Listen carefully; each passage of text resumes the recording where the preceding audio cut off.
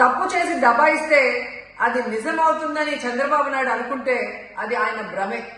జనాన్ని మాయ చేసినట్టు శ్రీవారిని మోసం చేయాలంటే కుదరదన్న విషయం చంద్రబాబు నాయుడు తెలుసుకోవాలి. నిన్న జగన్ గారు తన తిరుమల పర్యటన మీద స్పష్టంగా ప్రెస్ మీట్ పెట్టడం జరిగింది. అయినా దాన్ని ఒప్పుకోకుండా చంద్రబాబు నాయుడు తప్పుల మీద తప్పులు చేస్తూ మళ్లీ మాట్లాడతాడు.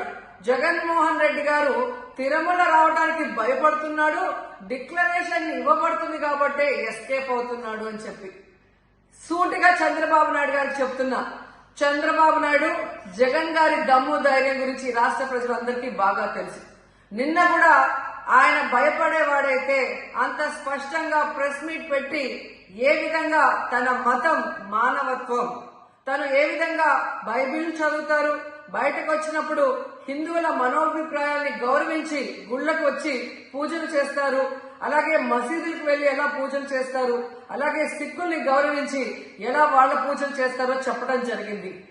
ఈ రోజు మీకు క్లియర్ గా తెలుసుకోవాల్సిన విషయం, మీకు దేవుడు అంటే భయం భక్తి లేదు కాబట్టి ఏంటనేది మీకు అర్థం కాదు. కానీ ఒక భక్తుడికి దేవుడి దగ్గరికి వెళ్ళాలి అన్నప్పుడు ప్రశాంతమైన వాతావరణంలో వెళ్ళాలనుకుంటాడు, ప్రశాంతంగా భగవంతుణ్ణి పూజించాలని అనుకుంటాడు.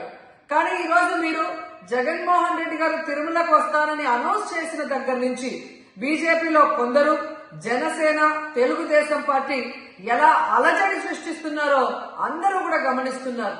ఏ విధంగా అలిపిరి దగ్గర మేము అటాక్ చేస్తాం, అడ్డుకుంటామని చెప్పటం, అలాగే వైఎస్ఆర్ కాంగ్రెస్ పార్టీ నాయకులందరికీ, కార్యకర్తలందరికీ నోటీసులు ఇచ్చి జగన్మోహన్ రెడ్డి గారి పర్యటనకి పర్మిషన్ లేదు కాబట్టి ఎవరొచ్చినా అరెస్ట్ చేస్తామన్నట్టుగా భయభ్రాంతులకు మీరు ఎలా గురి చేశారు. అండ్ ఈరోజు కుల రాజకీయాలు చేసి రాష్ట్రాన్ని భ్రష్టు పట్టించడమే కాకుండా మత రాజకీయాలు కూడా మీరు ఎలా చేస్తున్నారో అందరూ కూడా గమనిస్తున్నారు. ఇలాంటి వాతావరణంలో దర్శనం చేసుకోలేము కాబట్టే జగన్మోహన్ రెడ్డి గారు ఏ విధంగా ఆ తిరుమల ట్రిప్ ని క్యాన్సిల్ చేసి తన అభిప్రాయాల్ని ప్రెస్ ద్వారా ప్రజలకి తెలియజేయడం జరిగింది.